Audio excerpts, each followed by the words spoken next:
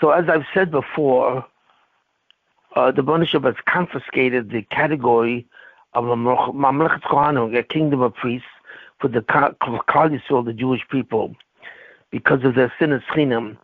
And the basic reason is that because Klal Yisrael does not keep the mitzvahs bein adam chaveroi, and they therefore have a lot of sin and chinam, they fail to really be a representative of the Bonishab of God.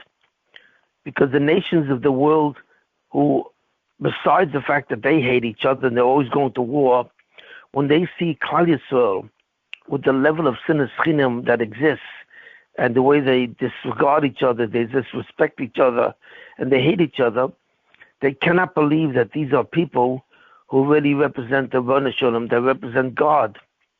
Because people who represent God would know, by loving God and by loving their fellow Jew, who are brothers and sisters, they would see themselves as one family, a family of God, and God is a father. So how could they behave like this? So therefore, the inability of Klal Yisrael to behave properly from one Jew to another undermines their ability to convey the message about the Kedusha and Tahara in the world, and that men have to love God and love their fellow man.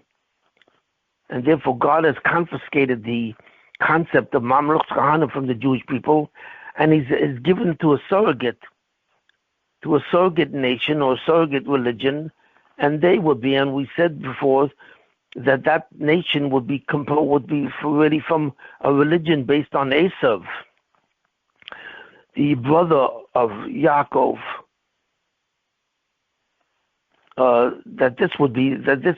And meanwhile, this nation would also at the same time serve as a mataher. It would purify the Jewish people. It would purify the Jewish people by punishing them and by being anti-Semites. That's why Chazal tell us this. When Chazal say Esav, Soines Yaakov, they're not simply telling us a fact. They're telling us a purpose. That the purpose of Esav is to bring the Jews back to a consciousness of Kedusha and cause a love between them. And therefore the Christian nation, who is now the surrogate Jews and so on, and will bring the knowledge of Torah to the world, albeit in a different way and so on, but they will bring a tahara to the Jews. They will purify them of their sin and china, because every instance of a Jew hating another Jew and causing a Jew harm will be replicated by a Christian hating a Jew and causing a Jew harm. So therefore, the anti-Semitism is a direct process which will bring a tahara, purification, to the sin and chinam of Klal Yisrael. Like I said, you can imagine that there's a scale, and one side of the scale is the relationship of Jews to Jews. And the other side of the scale, the other cup, will be the relationship of Christians to Jews. And as the Jews hate each other and exhibit behaviors of sin and chinam, so also the Christians will exhibit hatred to the Jews and sin and chinam and anti-Semitism. Zelu mazeh, this as opposed to that. In every instance of Jew hatred to each other, or will be demonstrated by Christian hatred for the Jew. So therefore, God constructed the Christians to serve this purpose. And we have to look at the structure of Christianity.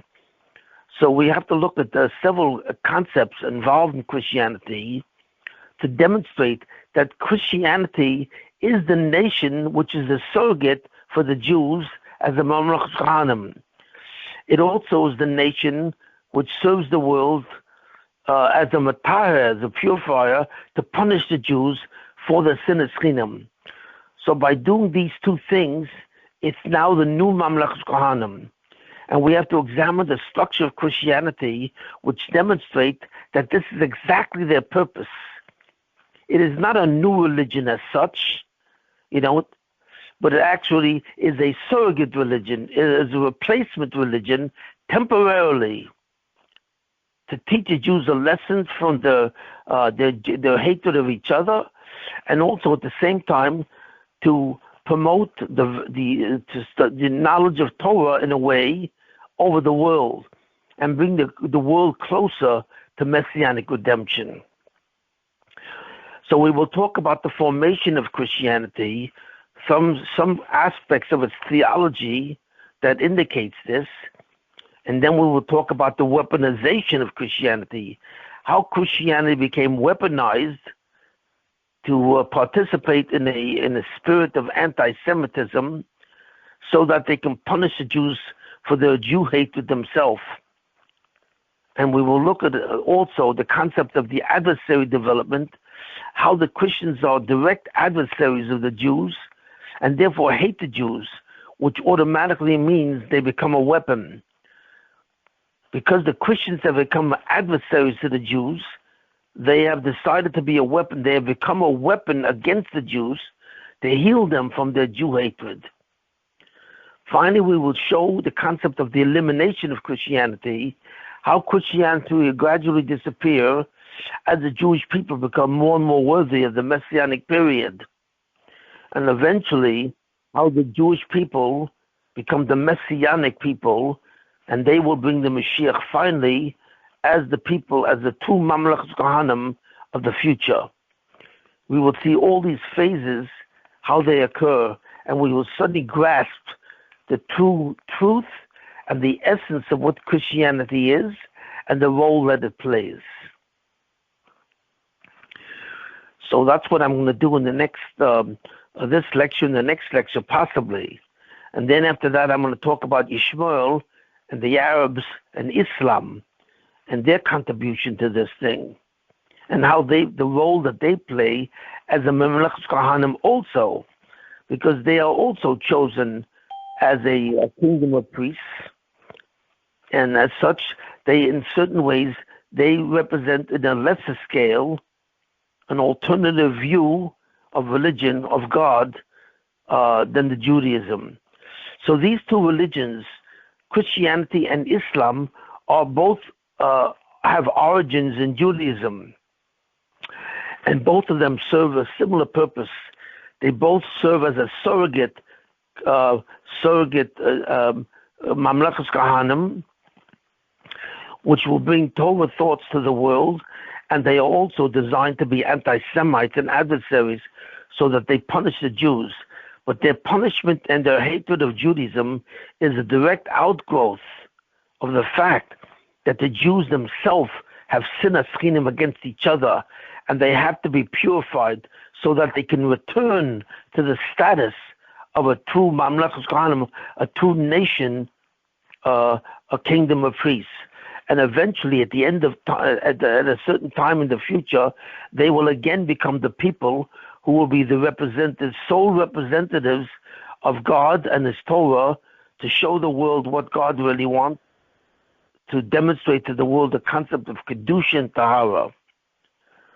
First, I'm going to analyze the concept of Christianity, and then I will talk about the concept of Islam and so on. And then after that, I'll talk about other concepts that are related to the Messianic revelation. First of all, Jesus was a person. Jesus is the person who is the central figure in Christianity, and Jesus is named by his second name it's not his name, but actually is his title, Jesus Christ. Christ means divine figure, and he is the central figure in Christianity, and so on. And it's interesting that Jesus lived about 30 BCE, before the Christian era, and he died he was in his 30s when he died. He was a young man when he died. And for some reason, he began to teach the Jews some theological aspects and so on. And basically, his teachings were basically nothing more than the Torah itself. There was nothing new originally in Jesus' teachings. In the Sermon on the Mount and the many sermons that he gave, he did actually, all he did was repeat different concepts in Judaism. The concept of love of God and the concept of love of man. And these basically are the two central concepts in Judaism. Judaism invented the idea of V'ahavta Hashem Elokecha, you shall love God, and invented the concept of V'ahavta as and you shall also love your fellow Jew. So these are basically the contents of the theology of Jesus as he taught it to certain Jews. Most Jews did not participate in these really lectures or these sermons. There was only a certain class of Jews that came to hear these different lectures, and he was a person of a minority. He was a minority leader in the Jewish people, and he basically had very few Jews. Originally, the Jewish people saw him simply as a righteous person. Jesus was seen as a righteous person who taught the aspects of Torah that deemed what a righteous man was. And the first real aspect of Christianity was, first of all, Christianity was really a sect of Judaism. Christianity was not a religion of Gentiles, of the Goyim. It was fundamentally just a different version of Judaism, a certain version of Judaism, which Jesus taught, and therefore people really considered Jesus in the beginning simply as a rabbi of some sort. And one of the first sects of Christianity was really a form of Judaism called Gnostics, Gnosticism, Gnosticicism. And Gnosticism saw Jesus simply as a righteous person who one should model. So the Gnostics did not believe in any aspect of the divinity of Jesus or necessarily any special task, but simply that Jesus was a tzaddik and a righteous person whom one should model. And this was the fundamental belief of Jesus in the beginning. Jesus was of course a Jewish, and he was Jewish, and he was simply respected as a righteous person. But after a while, you see, several things that happened that began to see Jesus as much more than just a Jew, and an Orthodox Jew at that. There was there was certain gospels that were written about him, which are nothing more than books. The New Testament, which simply the Christian Bible, is fundamentally composed in its essence of 4 books. The book of Matthew, the book of Mark, the book of John, and the book of Luke. And these 4 books are fundamentally stories about Jesus.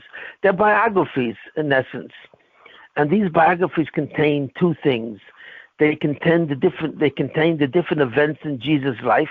Each of these books is a separate biography written by a separate man. They're not exactly sure who wrote these books. They have different theories about it, and I don't need to discuss it. But these are the 4 fundamental biographies of Jesus. Other biographies were written later on, and they're considered different gospels. But the only gospels that they're called gospels, they are testaments to Jesus' life, and they are biographies. They also contain the contents of his sermons. They contain the contents of ideas. And that's where Christianity really developed. Initially, Jesus actually only spoke about Jewish concepts, the love of God, the love of man. But after a while, new concepts entered into the Gospels, which had nothing to do with Judaism, and was completely contrary to Judaism, which were actually considered forms of idol worship in certain senses. Because the fundamental concept of the New Testament is not only that Jesus was a teacher, but that Jesus was also a Mashiach. That's right, he was the Messiah, he was the Mashiach. And one of the reasons that this thing developed, that he was a Mashiach, is because fundamentally he died in the end at the hands of the Romans. The Romans brought him up in a litigation process, and they accused him of sedition and treason, and teaching about a new empire, the kingdom of heaven, and so on. And they sentenced him to death, and he died on a certain structure called a cross, which was a common structure of the Roman Empire. The Roman Empire used to kill all their enemies on a cross, their fundamental enemies on a cross. They would they would hang them up on a cross, on two pieces of wood stuck together in the shape of a cross, and they would attach the man to the cross through nails to his arm, to his hands. So therefore, it was very painful. It was a very slow death, and fundamentally, it was a death by bleeding to death. And it took several days to bleed to death, and it was a very painful and actually it's a very cruel form of death. The Romans specialized in this form of homicide in their time, and so on and so forth. But Jesus was first looked at as a Mashiach and it was believed that in a certain sense he was a Mashiach who died for the Jewish people. Now this concept of Jesus as a Mashiach is not anti-Jewish, because it's a fundamental belief that tzaddikim, very great men at tzaddikim, actually sovel choloyim. They actually suffer for the welfare of the Jewish people. When the Jewish people sin to a large degree, then there are certain people, tzaddikim, who actually die instead of them, and so on. And it says when the tzaddik dies instead of the Jewish people, there's a certain tahara that they achieve, a purification, because the tzaddik achieves a certain atonement for the Jews when he dies. In fact, it says something else. The concept of the death of a tzaddik, instead for the Jewish people, for the sake of the Jewish people, is a very well-known Jewish concept. In fact, the Gemara says that whenever punishments come on the Jewish people, and so on, it always starts with tzaddikim. That's right. It doesn't start with the Jewish people suddenly feeling the heel of the punishment, but the first people who die as the punishment becomes on them from, let's say, the nations of the world or whoever it is. But the first ones who actually die when the punishment comes on the Jewish people are the tzaddikim. Now, there's no explanation that's given for that. Gemara and Bava Kama that says this. When punishment comes on the Jewish people, it starts with tzaddikim. And that's a famous statement from the Gemara about that. So therefore we see that one of the ways that punishment comes on the Jewish people is that it first starts with tzaddikim. And the question is why? So in a very basic way, the answer to this is very simple. Because according to the Midas Hadin, when the Jews sin, they really should be annihilated. They should not be punished by death, but they should be annihilated. Because death is simply a separation of the body and the soul. But the soul survives the body after death. But the true punishment of Midas Hadin is really annihilation, where the person totally disappears, his whole personality and his soul self-awareness disappears. And that's because of the nature of a sin. Because what a sin is against God, and God is the fundamental existence of a person. A person is plugged into God, and therefore he exists. And when a person sins against God, he is sinning against the energy which allows him to exist. And without this energy, he cannot survive. He's annihilated. It's not that he died, because he survives, but he should be annihilated completely because he has unplugged himself from God. So therefore, in order to remove this, in order to change the din into a midas harachamim, into an act of mercy, somebody else has to die who shouldn't die, who's not worthy of death, and so on and so forth. And in the schus of him dying and the merit of him dying, the Jews are able to benefit from that merit, and therefore the Jews are able to receive mercy, which then becomes simply a punishments of different sorts through pain or death. But they survive. So therefore the reason why tzaddikim die first is to give the Jews a merit, so that after this merit is given to the Jews by the suffering of other men who really don't deserve it, tzaddikim, the Jews are able to deserve mercy, and it is mercy itself which brings the polonius. Punishments are an act of mercy. They are not an act of judgment. They are an act of mercy because they allow the person to survive. And in order to deserve punishments, which is an act of mercy, usually tzaddikim, very great tzaddikim, have to die. So therefore, this Jewish concept was applied to Jesus, and the fact that he died at the hands of the Romans was seen as a way, he's a savior. And this is not anti-Jewish. This concept itself is not anti-Jewish. It's well within the framework of Judaism. But the additional concept was created in the story of Jesus to explain this in a way. Because after Jesus died, he was then buried in a chamber, and then when a couple of women came a couple of days later and they went into the chamber to see his body was missing. And therefore they say that he left, that Jesus came alive and was resurrected. And it's from the resurrection itself that suddenly a new concept was created, that the resurrection indicated that Jesus now is alive in a certain way. How is this possible? If he was dead, how could he become alive? Because he is alive now, because he is not simply a human who died and so on. He is a God. He is a divine being whose resurrection indicates that he lives beyond death. He transcends. The belief developed fundamentally that Jesus transcends death. And the understanding is that only a God can transcend death. So therefore, gradually, because of the resurrection of Jesus and the belief, the resurrection was fundamentally said by these women and by some of the students who said they saw him and so on and so forth. But the fundamental fact was the resurrection itself, that because the body was missing from the tomb and it was accounted for by a resurrection, that Jesus survived death and transcended death, therefore a new philosophy developed, that Jesus was not simply a Messiah, okay? He was not the long-awaited Mashiach and so on. The actual Mashiach was, later on was Rabbi Akiva ben Yosef. But Jesus was not a morning Mashiach. He was a divine being. And therefore, what developed was a new concept that Jesus died for the sins of mankind. You see it. But why did he die for the sins of mankind? The Mashiach only suffers for the sins of the Jews. The Mashiach does not suffer as such, fundamentally for the sins of all of mankind itself, but mostly for the Jews. So how did they attach Jesus to all of mankind?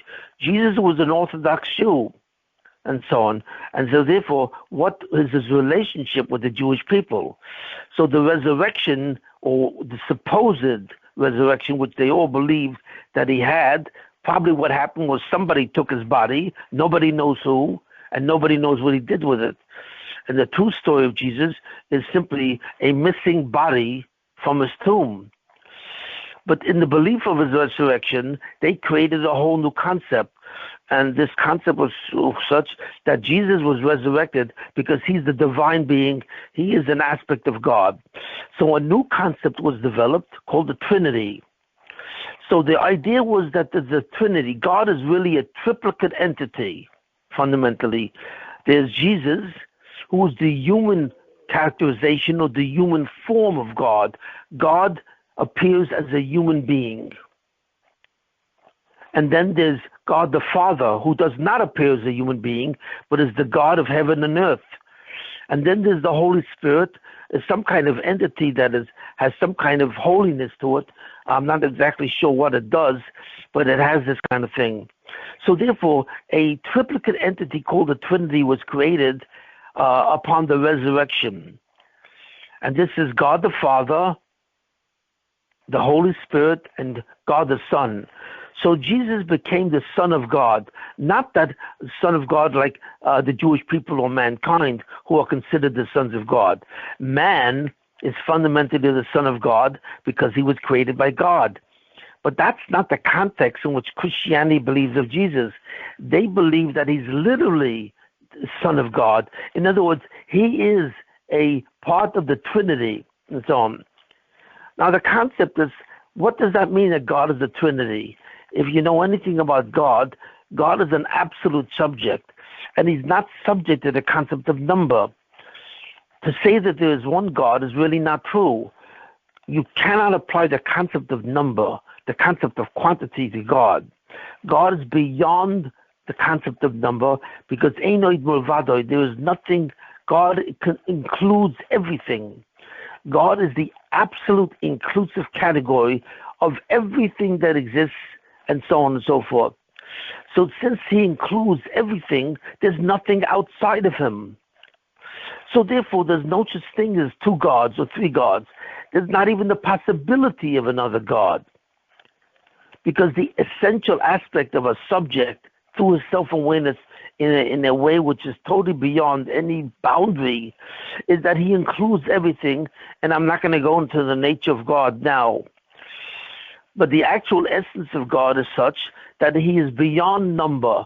He is beyond physicality. He is beyond spirituality. God is not a spiritual being. As much as he is not physical, God is also not spiritual, and so on. God is beyond any category which is subject to the human mind. So therefore, the question is, how could God therefore become a human? How could he manifest himself as a human being? That's absolutely impossible. And that's one main reason why the Jewish people never accepted Jesus. You know, once Jesus was seen as something beyond the Mashiach, and even then he was not accepted. Jesus was not accepted beyond, as the Mashiach in any sense. You see it. He was not Zoche, he was not worthy of the 50th gate. Many aspects, many characteristics of the Mashiach had nothing to do with Jesus, and so on. You know, beside the fact that Jesus was illegitimate from Mary, he surely had nothing to do with the messianic revelation. But Jesus surely had absolutely nothing to do with God. But this concept of the Trinity, which is considered a deep mystery in Christianity, Christianity has no explanation for the Trinity.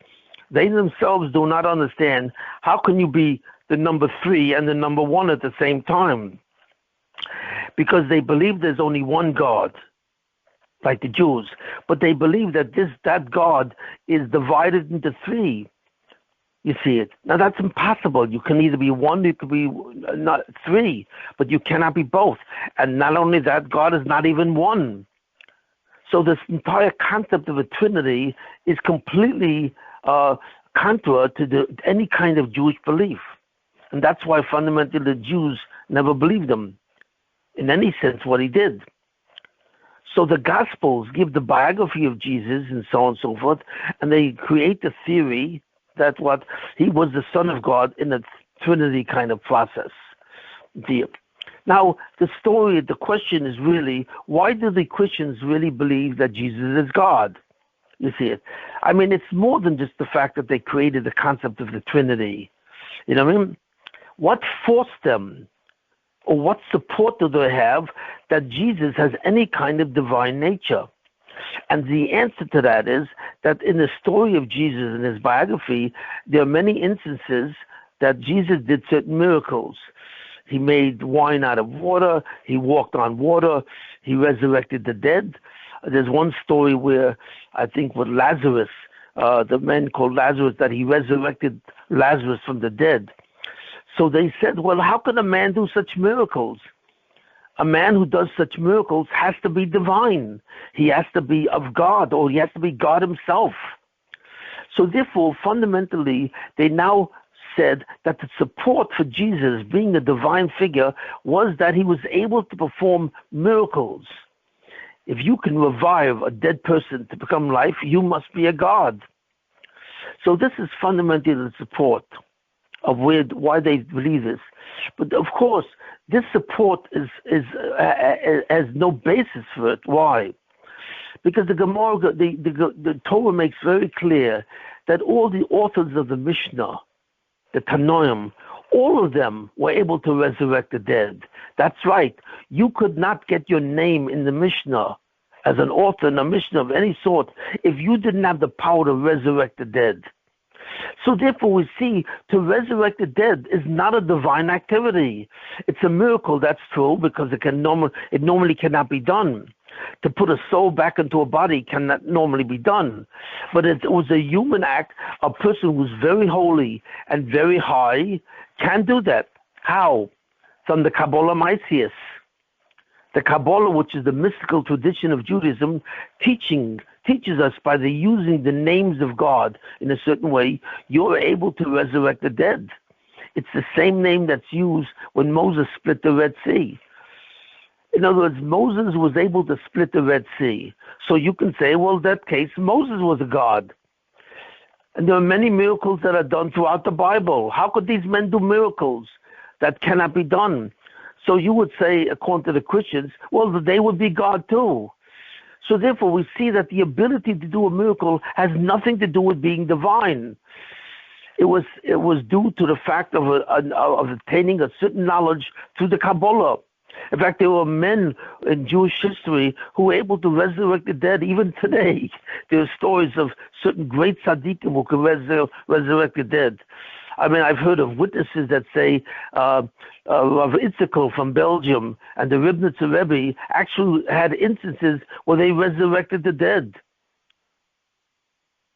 So this is impossible. So the belief that Jesus was able to do certain miracles and that's why he's divine is absurd. The Kabbalah gives one the ability to do these miracles if he's on a very holy and high level. So this entire theory, of course, makes no sense and so on and so forth. But that's the basis of the Christian belief that Jesus was a divine figure.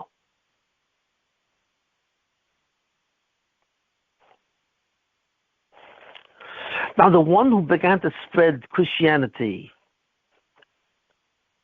to the Goyim, to the Gentiles, was not the gospel authors. There was not the gospel authors, but it was Paul, who was the person. His original name was Shaul or Saul, and there's in his apostles in his writings and so on, he writes how one day he saw Jesus and he saw him in a vision, and Paul therefore started to spread Christianity among the nations of the world. He went to different nations and so on, and among the Roman people, and Paul was the one who spread Christianity among the Gentiles or the non-Jews. Therefore, Paul is considered the real founder of Christianity. Because were it not for Paul, Christianity would have died. It would have ceased. Because Christianity originally was a Jewish sect. The belief in Jesus as the Mashiach was a Jewish sect. Very few Jews believed in that, but it was a Jewish sect.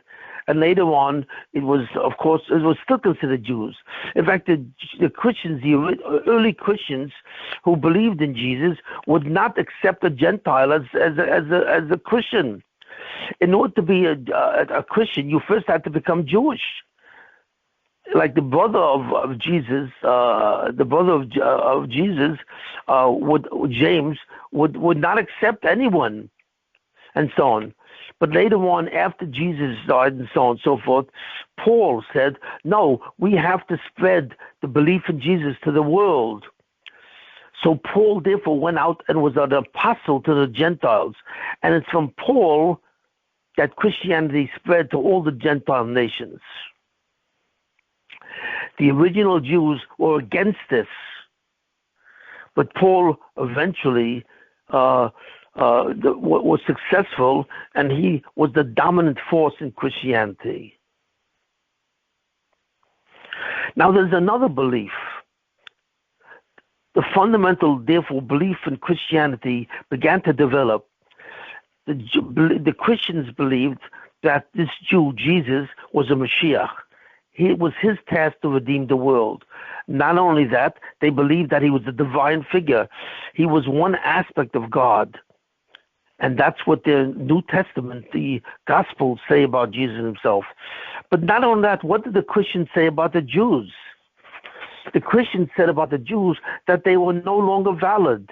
They were, which was, in a certain sense, a view of this.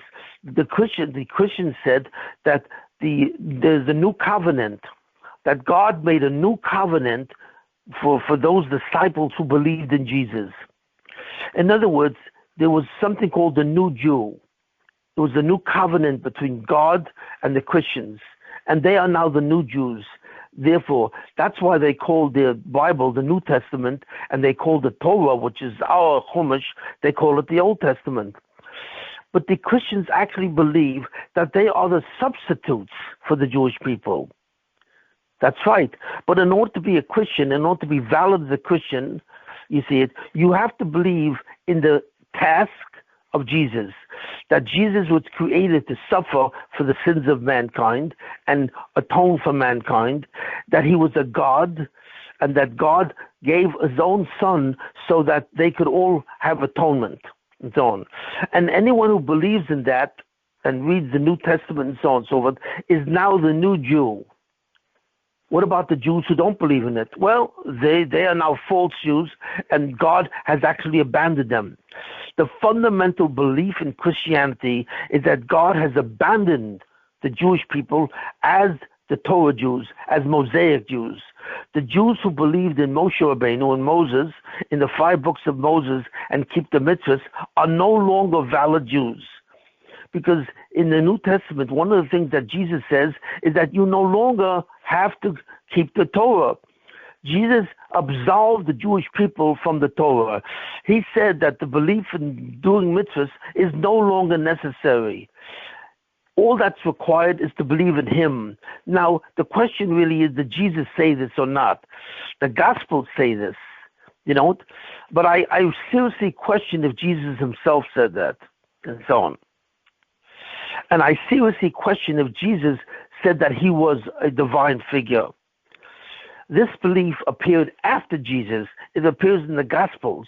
And all the people who wrote the Gospels did not really live at the time of Jesus. They lived about 100 years later. They lived many years later.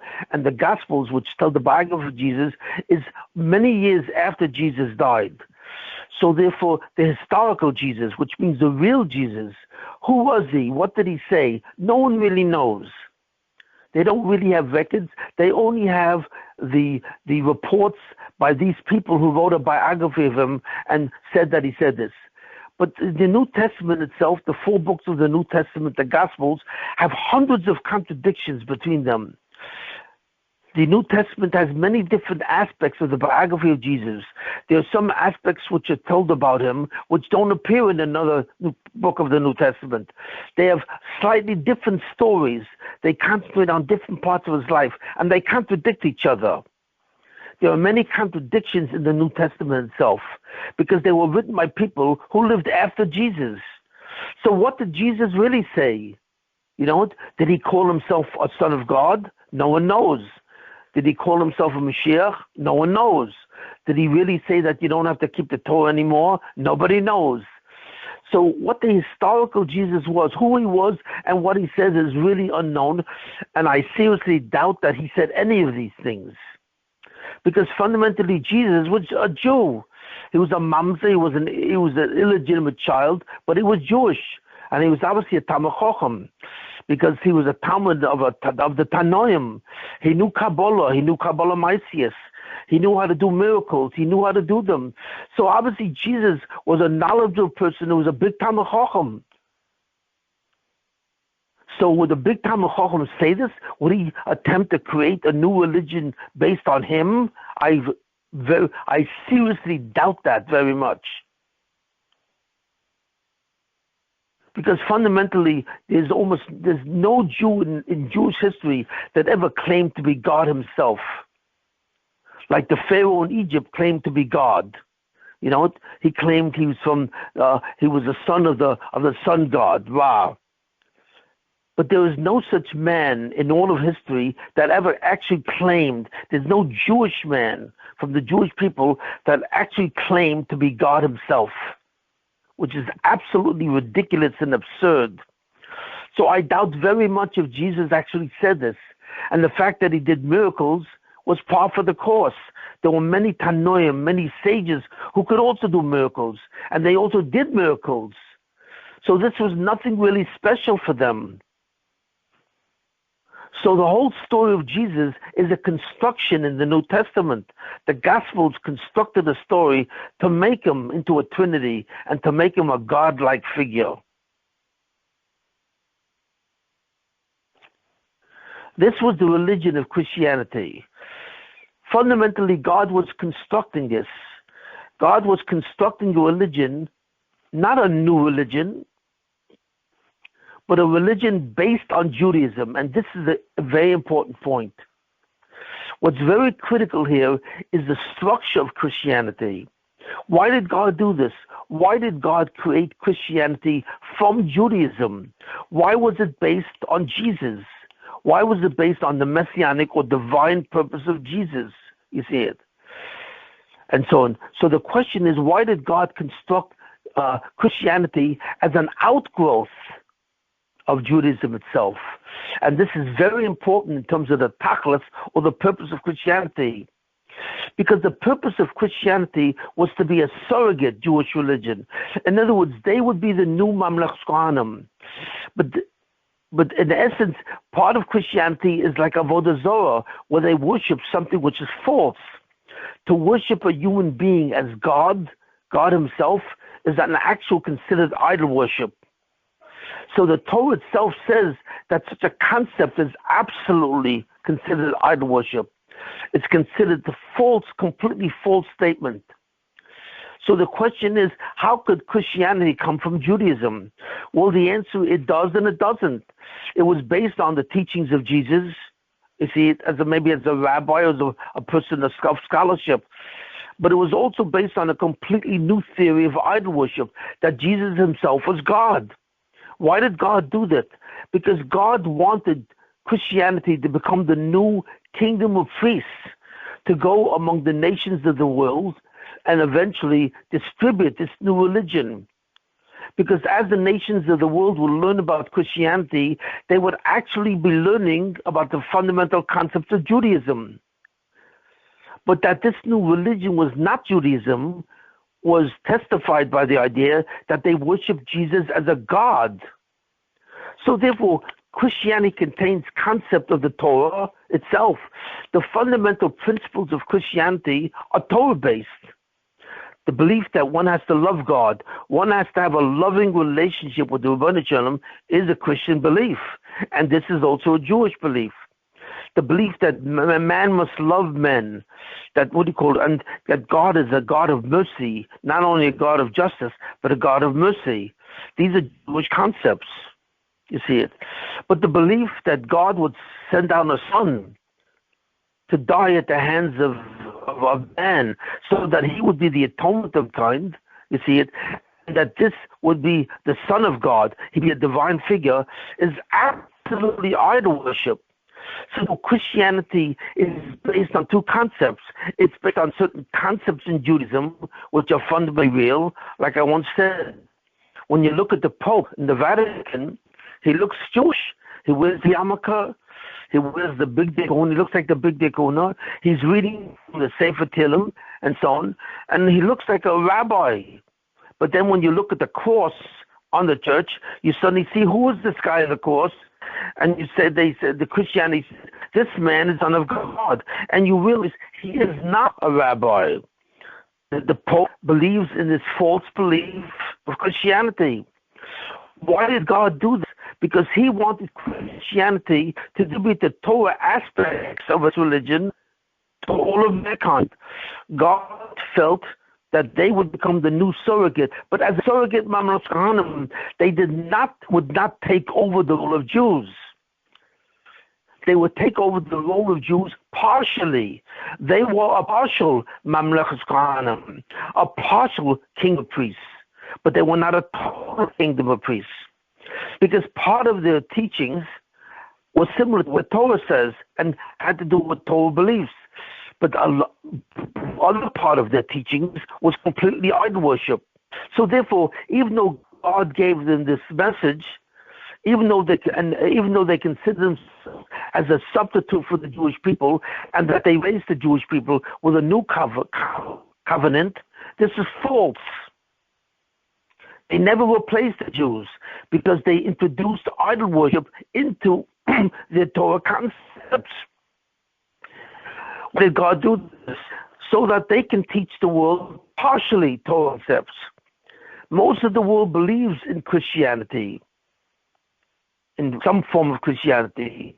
And because of that, most of the world believes in Torah concepts, in the kingdom of heaven, in the Garden of Eden, in the fact that a soul that succeeds a person after the physical life, that a person is judged, that the person is judged by virtue of his deeds, by virtue of his deeds in loving God and how he is by his fellow men.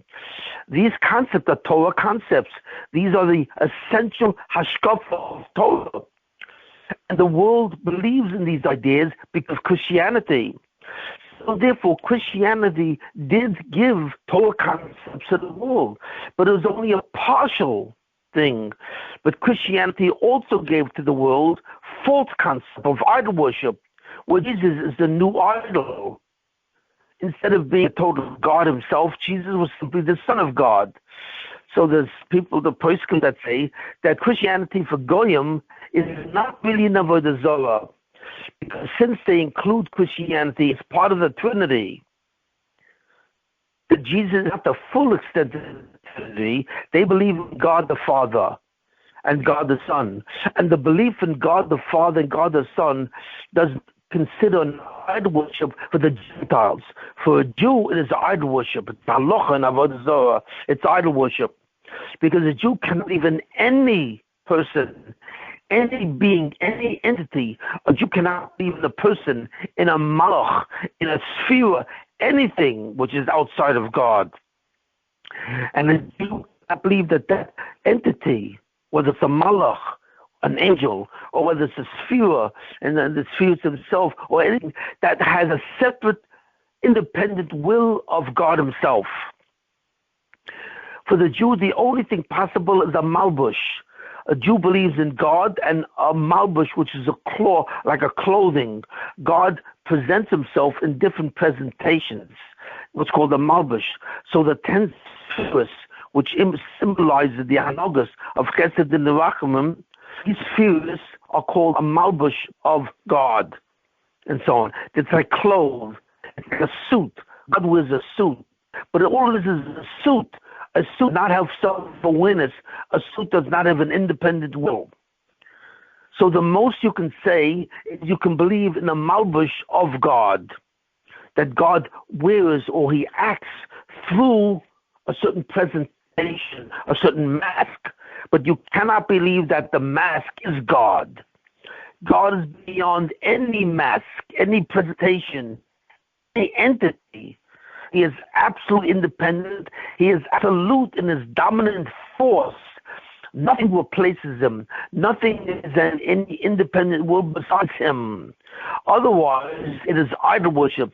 The Jew is that if he believes that there is a decision maker, there's a dominant force who can actually decide to do something against the will of God or outside of the will of God, you see it, that this is considered literally idol worship. An idol is someone who can act. That's like polytheism is idol worship. An idol is someone that can act outside of the actual will of God.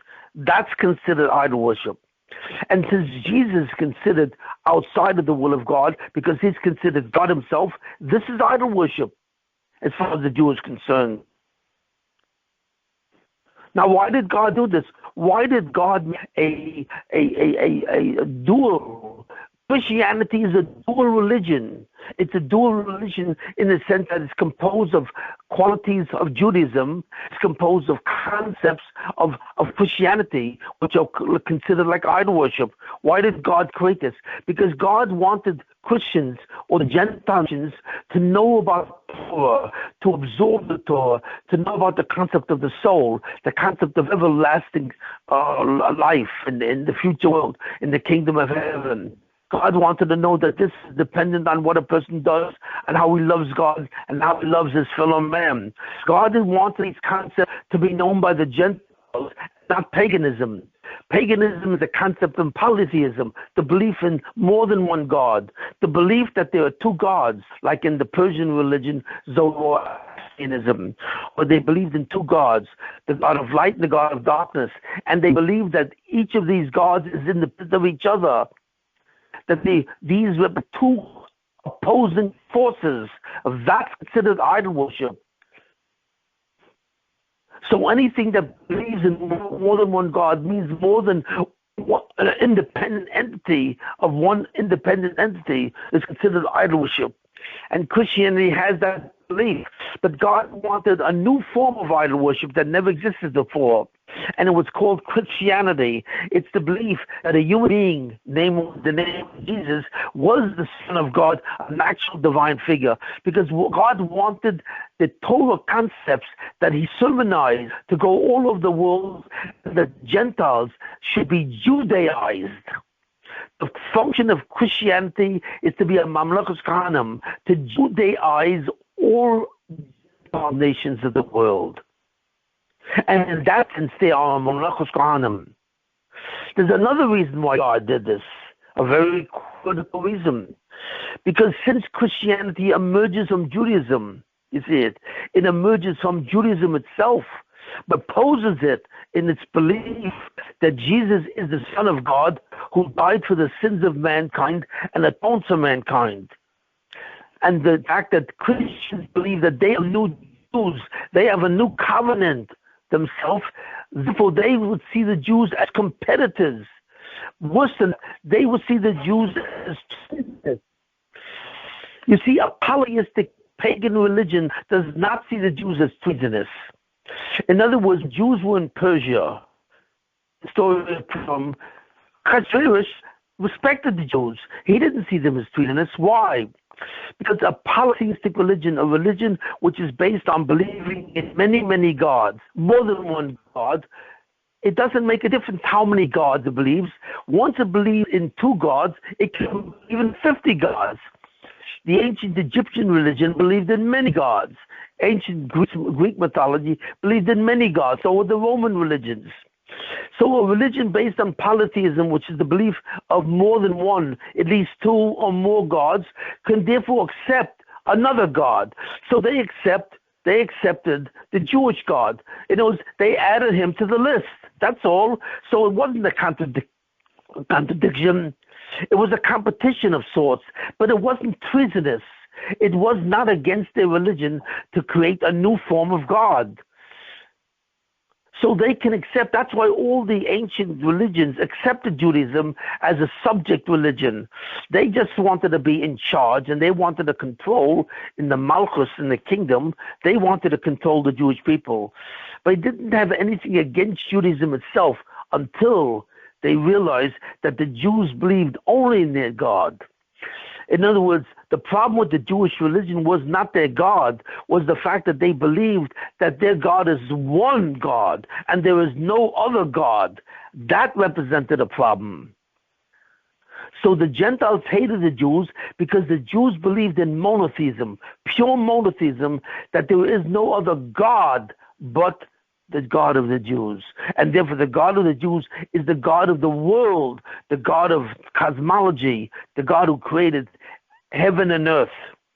In that sense, the Goyim, the Gentiles, the polytheists, the pagan religions did resent Judaism. But Christianity resented Judaism even more than that. Why? Because the Jewish religion not simply was opposed to the Gentile, to polytheism. The Jewish religion felt that Christianity, which maintained that it was a new Jew. All the pagan religions did not believe they were Jewish. They just believed in many gods. And they opposed the idea of the Jews that there was only one God. You see it. But Christians not only believe they maintain that they are monotheistic. They believe, the Christians believe, they maintain the idea that they believe in one God. You see it. And that they, not only that, but that this is a new form of Judaism. The Christians believe that they are the Jews of the world, that God abandoned the Jewish people and chose them as a surrogate, as a substitute, which is partially true because they are the new Mamlech Kohanim. But they believed in their Christianity. They believed that in their doctrines, if you don't believe that Jesus is God of heaven and earth, you see it, then you are a traitor. You are a heretic. You see it. And therefore, you will have to die or something like that. So therefore, the Jews saw Christianity as the true religion, but it was the religion that took over Judaism. The other Gentile religions, the polytheistic religions, didn't believe that their religions took over Judaism. They just added Judaism to the list. But Christians believe that they took over the Jews. Their religion took over the religion of the Jews, that the God of the Jews is now the God of Jesus, is the God, the Father God, and the Holy Ghost in Jesus. They believe that they became the Jews themselves. They believed in the identity. So therefore, Christianity has an identity crisis. All the other religions of the Gentiles, which are pagan, never had an identity crisis. They resented the fact that the Jews believed only in God and refused to accept their gods. Okay, so the Jews were a competition, but Christianity believes that their religion took over the identity of Judaism and they are new Jews.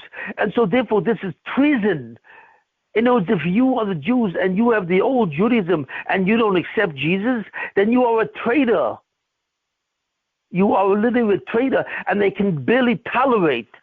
That's why the Christians hate the Jews. They hate the Jews because they themselves believe they are the Jews. So you can't be two Jews.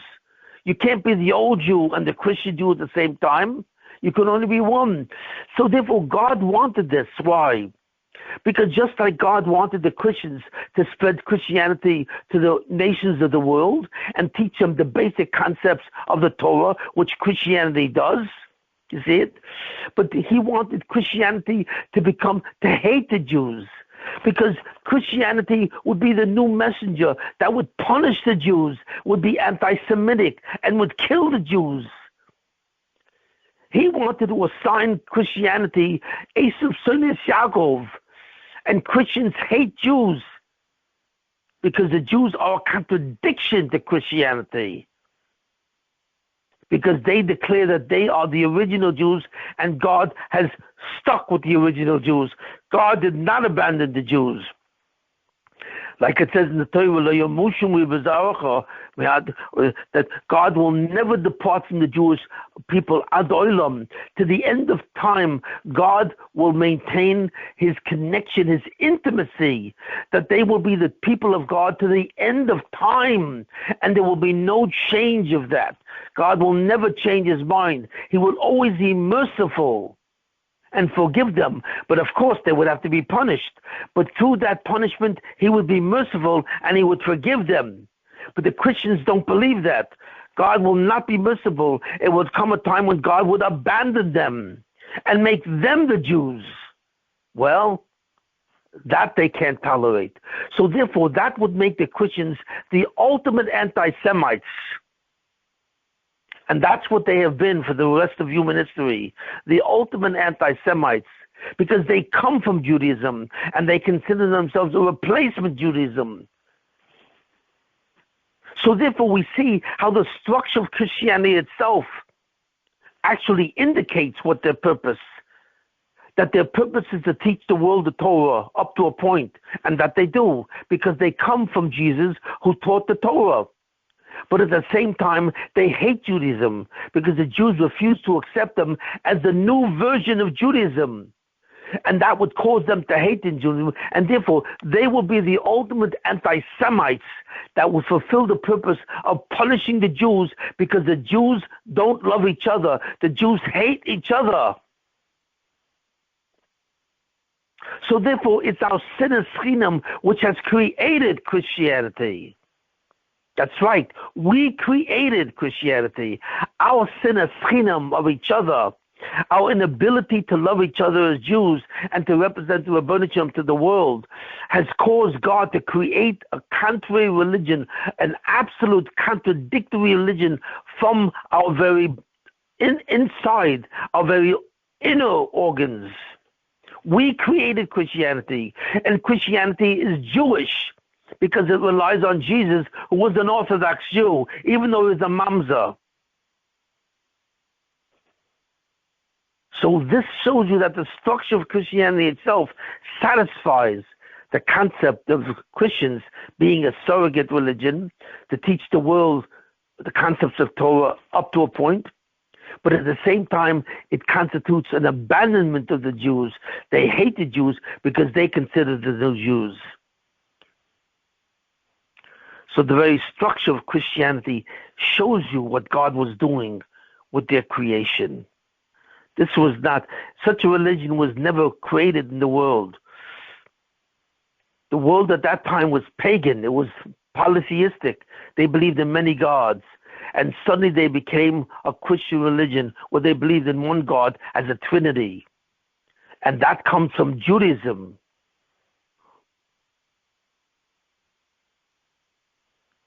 Now I mentioned something else which is very important, that I believe that was clear to the Roman Empire and to the Christian people themselves, that that was the Messianic period.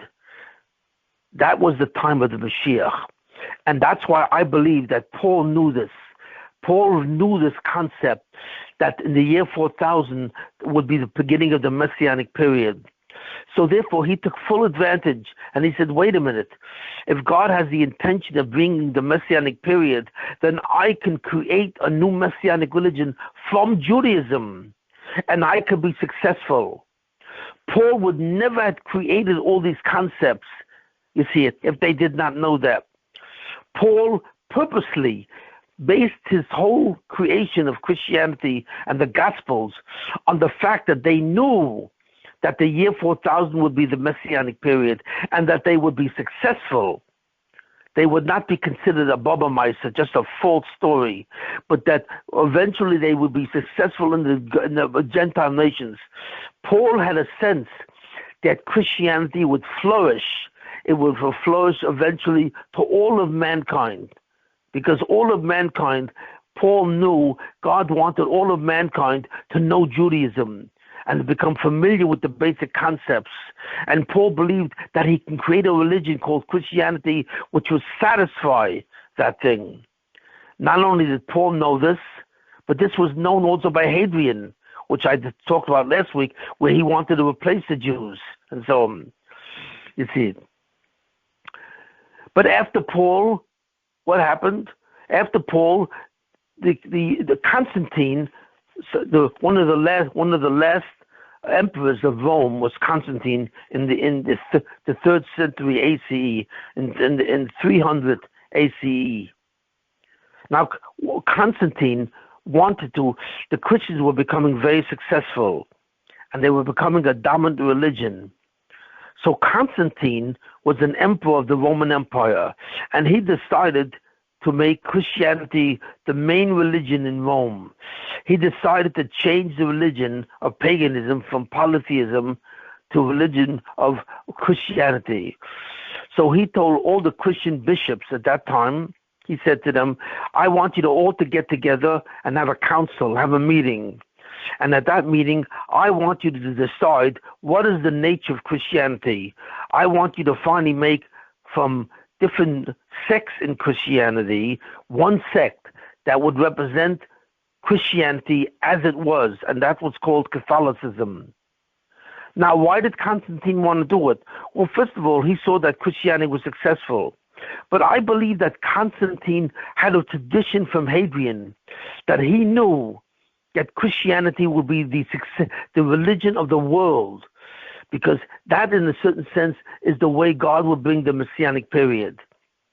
And Constantine wasn't certain of this, like Hadrian was, but when he saw the tremendous success of Christianity in his kingdom, he therefore believed in what Hadrian believed, that that was the Messianic period, and God would bring a new religion in the world that would be a Messianic religion. So therefore, Constantine said, look, in your religion you have different sects. There was Gnosticism, which believed that Jesus was simply a prophet, or Jesus was simply a rabbi. He was not a god. And then there was Orthodox Christians who believed that Jesus was God. So there were many different types of belief in who Jesus was. So Constantine says, I want to make Christianity into one religion that would dominate the Roman Empire.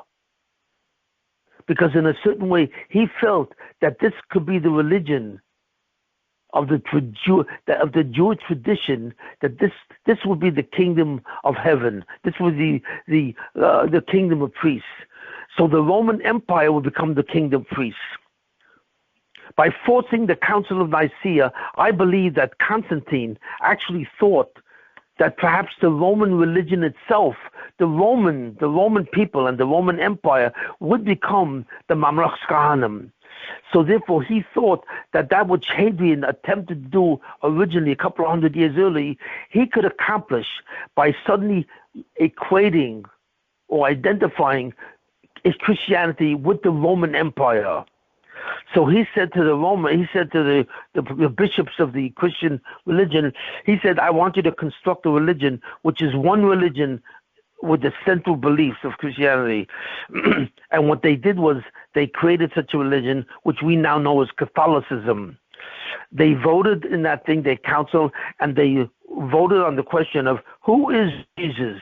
Is Jesus a rabbi of the Jewish religion, or is Jesus a prophet of the Jewish religion, or is Jesus the Son of God? And they voted at that Council of Nicaea. It was in the city of Nicaea, which I believe it's in Turkey. And they voted, the majority voted that Jesus is not simply a rabbi, he's not simply a prophet, and he's not simply a Mashiach. He is the Son of God. So therefore the Trinity is true. And that the Christians are the new Jews, and the Roman Empire accepted the new Jews in the form of Christianity. In that form, they accepted it. And from that moment, Catholicism, the Catholic religion, was born. You see it. With the belief in the Trinity, the belief in the divinity of Jesus, the belief that Jesus was the atonement of mankind, you see it, and the belief in the Jesus was the central belief of Catholicism and Christianity, right, which at that time was Catholicism, was the belief that Jesus was born and died to atone for the sins of mankind, and God sacrificed his own son, a divine being, so that he would accomplish that purpose. They voted that, and the Council of Nicaea agreed in principle, and therefore Christianity became the fundamental religion of the world, of the Roman Empire, which of course was the major part of the world at that time. Now, it's not certain if Constantine himself actually believed in this, because there's a theory that Constantine himself was still a pagan, but that's a different issue and so on. But Christianity became the Roman, and therefore Christianity was called a new name. What was it called? The Roman Catholic Church.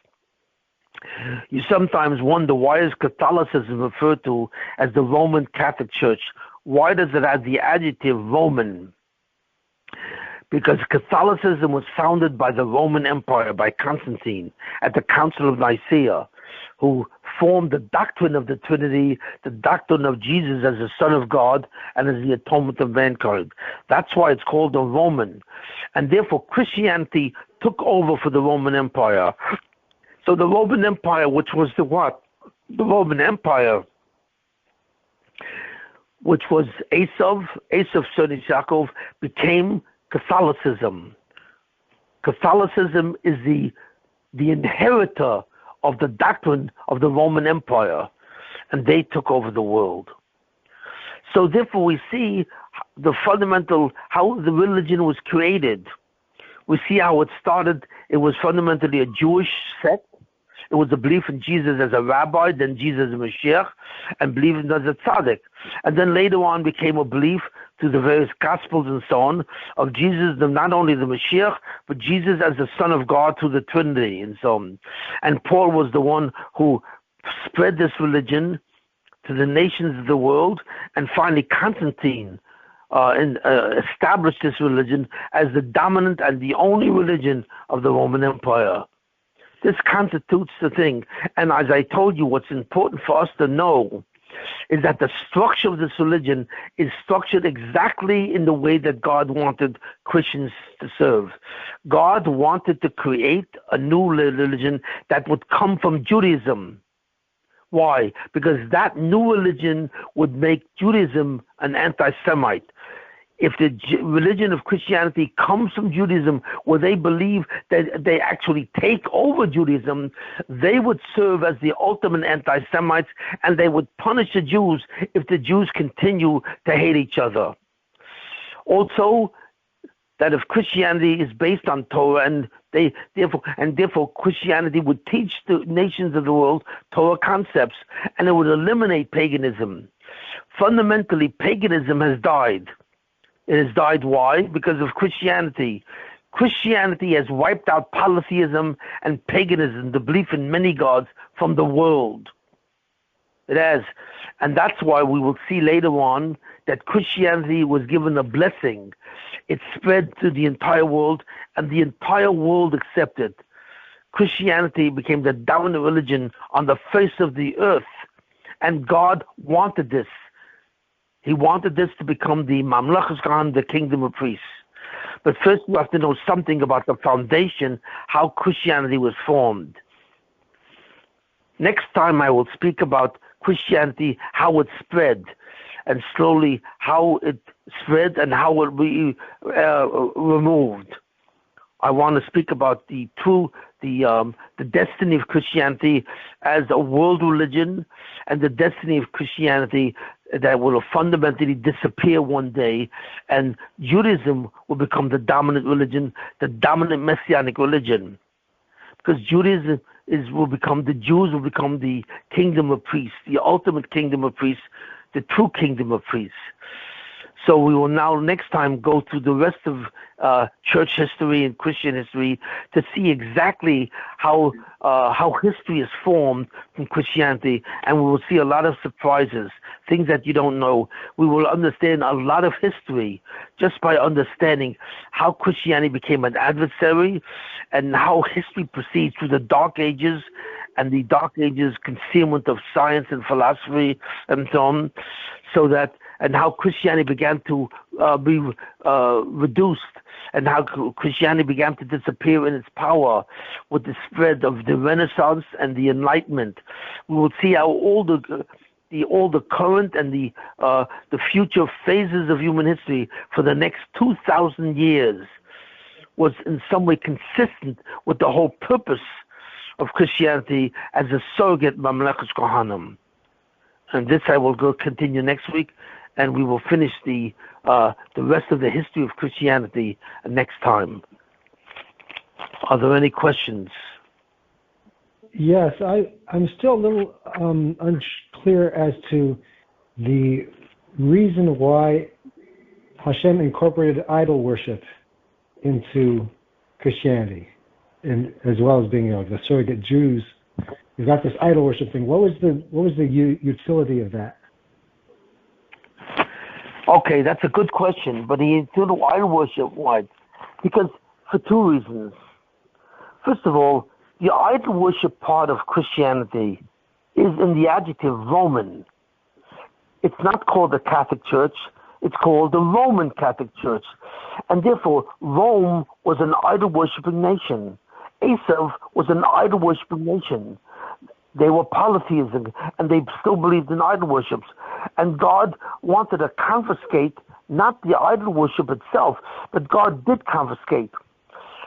Apparently the halacha is that Christianity for a goy is not idol worship. If you believe that Jesus is the Son of God, even though he's a part of God as a Trinity, and he's the Son of God, but as long as you believe in God the Father as the dominant figure, that is not truly considered idol worship. because they believe that Jesus died in the name of God to atone for mankind. So there's nothing that really contradicts this concept. Jesus died as the Mashiach. That's not a contradiction to Judaism.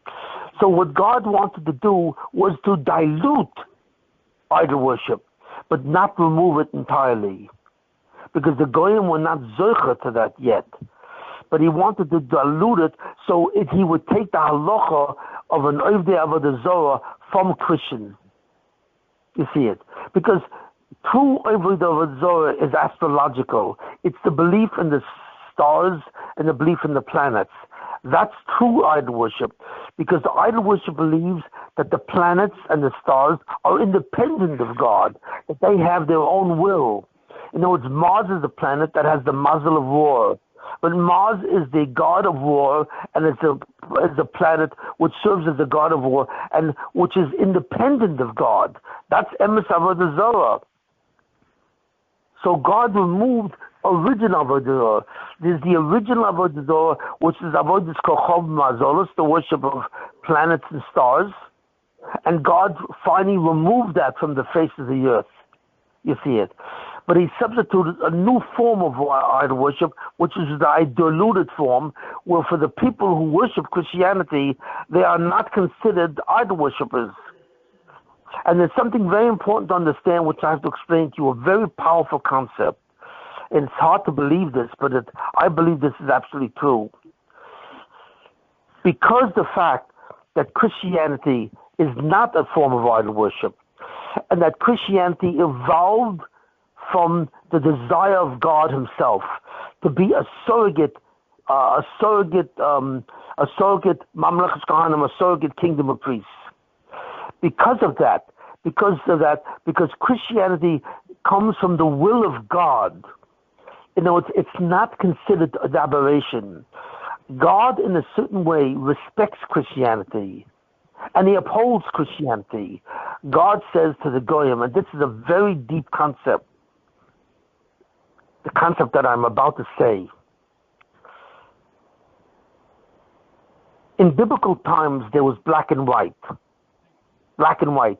Either you believed in one God as the absolute God, or you believed in many gods, idol worship. It was black and white. It was only one or two. Either you believed in Judaism, the Torah viewpoint, which is what God wanted, or you believed in idol worship, sin.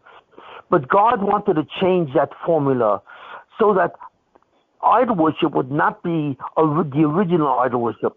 The original idol worship, which is based on the belief in many gods, has to do with the planets. If you will study all idol worship religions, if you will study Hinduism and so on, and aspects of Christianity and many other, if you study every form of idol worship, you will always see in that religion that these gods were connected to planets. They always represented the planets, the powers of the planets and stars. That is true idol worship. And that was the choice between that and Judaism. But God wanted to eliminate that from the world. He wanted to eliminate idol worship and the worship of the planets, which is called Akum, Avodas Kochov Mazolos. So God replaced that with a Judaized form of idol worship. But that takes it out of the category of idol worship for the Goyim. In other words, Christianity is not true idol worship as far as the Gentiles are concerned, because they believe in God the Father, and they believe in many Torah concepts, that God wants fundamentally to join Him in Olam Haba and to do the mitzvahs, that He believes that Christianity, it contains the concept of the loving God and loving man. Therefore, that's truly Judaized, and that's a Torah portion of Christianity. Therefore, God respects that. So what God really says, this is what the Goyim are zocher to. The Goyim will be zocher to Judaism in a Christianized form. In other words, what God is doing is saying that there's two religions, idol worship and Judaism. Those two religions are contradictory and antithetical to each other. But from now on, from the time of the Romans, the religions will not be contradictory totally. They will be complementary. In other words, a goy can either become a Jew by converting, or a goy can be a Christian. And as far as God is concerned, that is acceptable to God. Because since Christianity contains the basis, in its essence, it contains Torah concepts of loving God and loving man, God considers that an alternative form of Judaism. So for a Jew, it's avodah zarah because they're not allowed to believe in a trinity. But for a goy, that's an acceptable form. That is not the original idol worship. So God sanitized the duality of religion originally. Originally, religion was either Jewish or idol worship. God sanitized that duality. And religion, this is a very important concept, and religion from then on will be Judaism and the alternative Christianized Judaism. So therefore, God respects that, and God says, this is what the Goyim are zocher to. In other words, God says, look, if you believe me truly, then you will be Jewish or convert to Judaism. But if you believe me along with someone else, if you have someone else also in mind, namely Jesus, I accept that as the way you will know me. If I appear to you in the malbush, in the suit of Christianity, okay, I accept that. And I will respect that as long as Christianity survives. One day when Judaism becomes the only religion on earth, because it is a truly messianic religion of the belief in one God, then God does not accept Christianity. But Christianity is accepted because it resembles Judaism, and in a certain sense, it accepts God as the master God, God the Father, along with Jesus and so on. So God says, okay, this is what you are worthy of. This is what you deserve.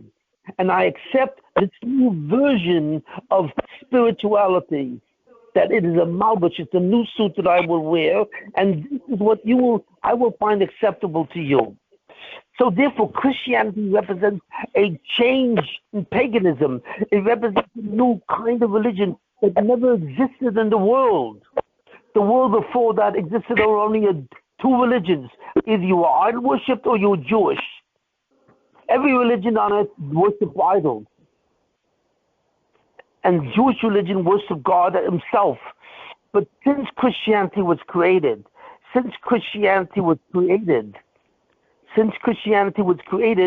was a new religion that was acceptable to God for all the nations of the world, and it's not considered idol worship for them, which means it's based on their schus. If they want to achieve a very holy level, they will convert to Judaism. And if they don't want to be that high, they want to worship God in the sense of Torah, but in the sense of keeping Jesus as a son of God, he will allow that. You see it. So therefore, God divided mankind into their level of madrega. This is the concept. Christianity is a madrega of the worship of God. Avodah zarah is not a madrega. And you have to understand what I'm saying. It's a very big chiddush. Avodah zarah was not a madrega in the worship of God. It was a totally false worship of God, and therefore it's completely forbidden forever, for always. It was always forbidden for the nations of the world, avodah zarah, idol worship. But Christianity is not avodah zarah for the goyim, and therefore it's considered a madrega of worshiping God. And as a madrega, it was allowed for the goyim because it was the way they know God. How does a goy know God when he's a Christian? He knows him through the belief in Jesus and through the belief in God the Father. And God says, I accept that. I don't hold that against you now. Before the Mashiach comes at the end of time, I do not hold that against you. I hold against you your anti-Semitism. The fact that you hate the Jews, I hold that against you. And I will destroy every Christian who ever persecuted a Jew. Absolutely. I will destroy every Christian who persecutes a Jew. That I will do. But I will not destroy a Christian who loves God and loves the Jewish people as well. I will not destroy them because I consider this a lower madrega of what? Of Judaism. It's a madrega which includes the worship of Jesus, and okay.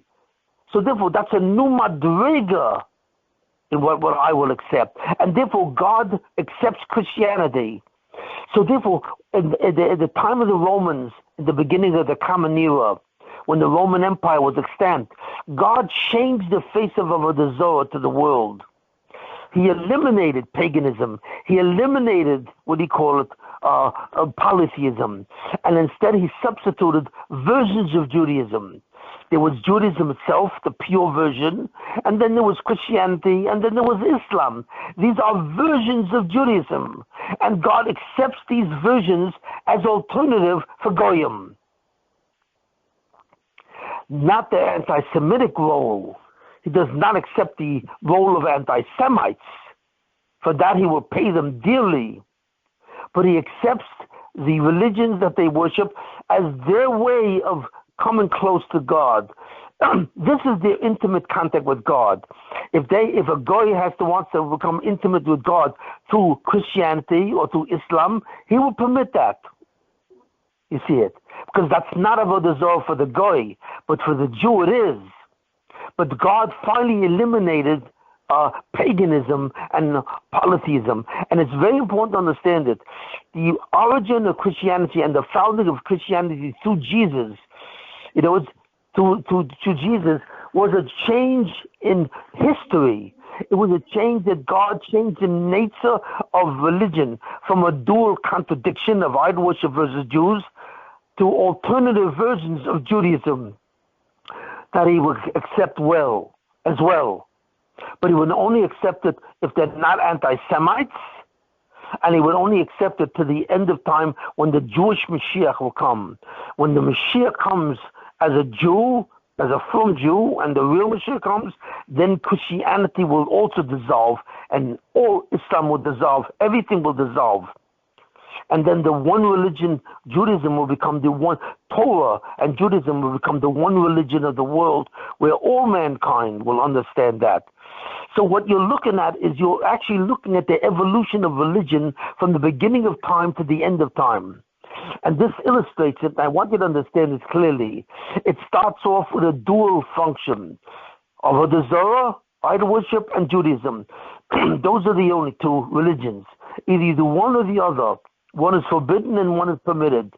But by the time of the Roman religions, God created two new religions, which is Christianity and Islam, that are founded from Judaism, and God accepts as the version of intimacy that he will have with the Goyim, with the Gentiles.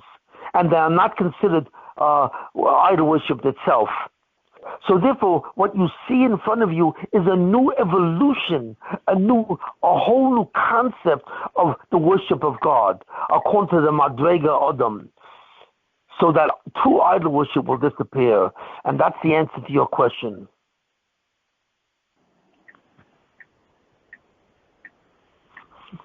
Why is Christianity not a...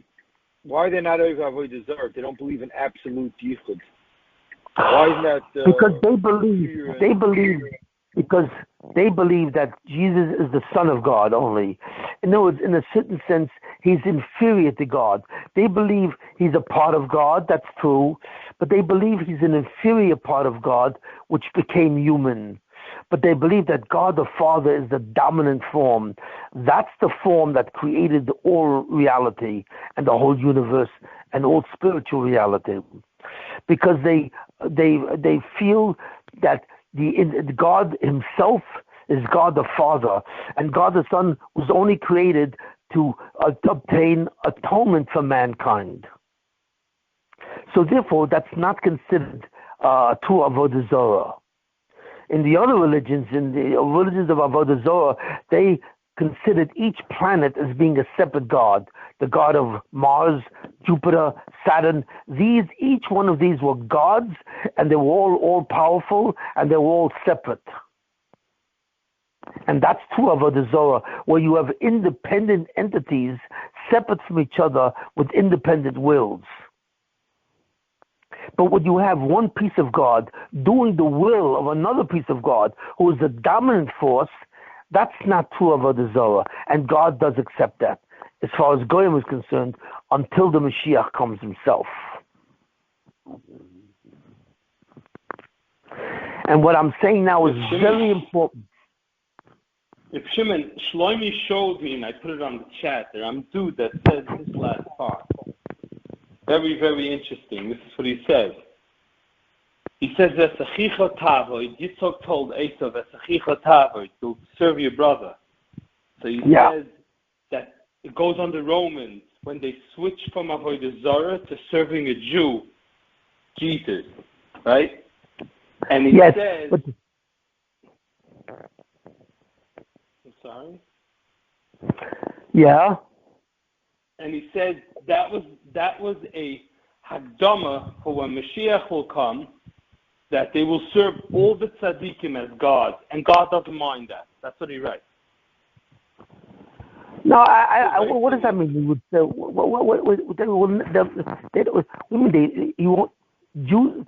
Goyim will never serve Jews as God. I don't understand what you mean by that. Could I read it to you? No, it's not necessary. You read it to me private. No. So what the Ramdu feels is exactly what I'm saying, that the Roman Empire started an alternative form of Judaism that God would accept according to their Madrega. It was a new Madrega in Yerushalayim, but it wasn't the ultimate Madrega.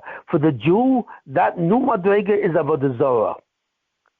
Yeah. For the Goy, that new Madrega is not Avodah Zarah. And that's why it's very important to understand that Christianity and Islam are Madregas of Yerushalayim. And they really are, except for the anti-Semitism.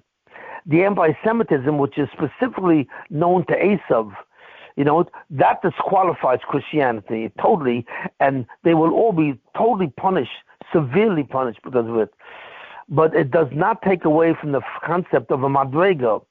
The concept of Madrega is that it's valid, but it's valid only as a Madrega, a low Madrega, because this is the way that you're zoicha to see God, that you develop an intimate relation with God. But it's not the way that God wants to be worshipped. God wants to be worshipped only according to the Torah, nothing else. But he'll accept this lower Madrega to worship God, in a sense, through the concept of God the Father, God the Son, for the Goyim, but not for the Jews. Once God made the Mosaic covenant, where at Matan Torah, where God gave the Jews the Torah at Matan Torah, the only acceptable way for a Jew to worship God is through the Torah, the Taryag Mitzvahs. There is no exception to that rule. But since this religion was created by the Goyim, for the Goyim, it was created by the Jews for the Goyim, and the center of that religion is the Jew himself, who the Goyim happen to usurp as a god, Nadach, but it's a Madrega, and it represents a Madrega not only for the Goyim, it represents a Madrega in history. It's the evolution of the worship of God in history. That at the time of the Romans, a new form of worshiping God, a new level of Yerushalayim was created according to the Madrega of the Ummah, of the Goyim. And that's what happened. So history changed in that way and so on. Any other questions? Yeah. I'm sorry. I just had a question. How do we understand the disappearance of Madregas eventually with the real, when the Mashiach comes? Well, what does that mean? How do we understand it? What do you mean by that? Well, you're saying, now we're in this period where there's a hybrid Judaism out there, so you could have a Madrega of Islam, or a Madrega of Christianity, or a Madrega of pure Yiddishkeit. But then eventually there will only be Judaism. So how does that work? Like, now everybody gets elevated to the same level? Well, that's the question of what will happen to the Goyim at the time of the Mashiach. That's the whole discussion, and I'll have to discuss that later when we get to talk about the Mashiach. But the whole nation, every nation on earth, first of all, there will be no more nations on earth, truthfully. You know what I mean? There will be all the nations of the world will disappear. There will be no such thing as a European or an Asian or an African. All of that will be gone. But those fundamentally, the Goyish nations now will all worship God as the Jews. There's no difference in the way they worship him and we worship him. They will all worship the God of the Torah, because that is the one absolute God who's not even one, who's not even is not even under the rubric of number. He is not subject to quantity. So the whole world, every human being on earth, will worship God as in himself. Now, how will he appear? That's a different story, in a different way. We'll have to talk about it later. But everyone will worship, like it says, that all the nations of the world would go to Jerusalem and they will make a base tefillah amen. Jerusalem and the temple will become the synagogue of the world. And that's where they all will daven to, which means they will all daven to, they will all worship the God of the Torah, of the Mosaic tradition, of the Mosaic covenant of Matan Torah. Okay, this is an important piece. One quick question. How many years did Constantine, the Emperor of Rome, live after Jesus? He lived a little while after Jesus. Don't know. I really don't know. We'd have to look that up. Okay, so what comes out from this whole setup is that Jesus, according to what you're saying, could have been a tzaddik. Well, he died as a Jew. The Romans killed him. I don't know if it's called Kiddush Hashem or not. This is what the truth is. I don't know if they know who historically Jesus was or what he said, because all we really know from Jesus are in the Gospels, which was written after his death. And there are different biographies. They have alternative versions of his biographies, and there are a lot of contradictions. So did Jesus say what they say in the Gospels? We have no idea. What they say in the Gospels is what the Gospels say. What did Jesus say? We really don't know. So the truth of the matter is, did Jesus say that you don't have to keep the Torah anymore? I really don't know. That's called the historical Jesus, the true Jesus himself. But we do know one thing. One thing we know that Chazal did not accept Jesus, because Jesus may have claimed that he was the Mashiach. I believe that historical Jesus claimed that he was the Mashiach. That I do believe. He claimed to be the true Mashiach that would appear in the year 4000. And Chazal say, no, you are not that man. Why? Because you are a mamzer, and you cannot be the man. You are an illegitimate child of a process of adultery, and you cannot be the man. So Chazal denied the messianic claim from Jesus. Did Jesus say anything else? Did Jesus say you shouldn't keep the Torah? Did Jesus say I am the Son of God or I am God? I mean, no, we have no record of this. All we know is that's what the Gospels say. And this was written by regular men. I mean, was John a tzaddik? No. Matthew, Luke, Mark, I mean, these were regular people. Some of them were Jewish. I read some of them were Jewish. The students of Jesus were all Jewish, except for maybe one. But they were fundamentally all Jewish. So we really don't know what was going on there. There's no actual records. So what I think that Jesus claimed to be Mashiach, because we know that Chazal was against. They called Jesus Osoya Ish, that man, and the Gemara describes different things about Jesus.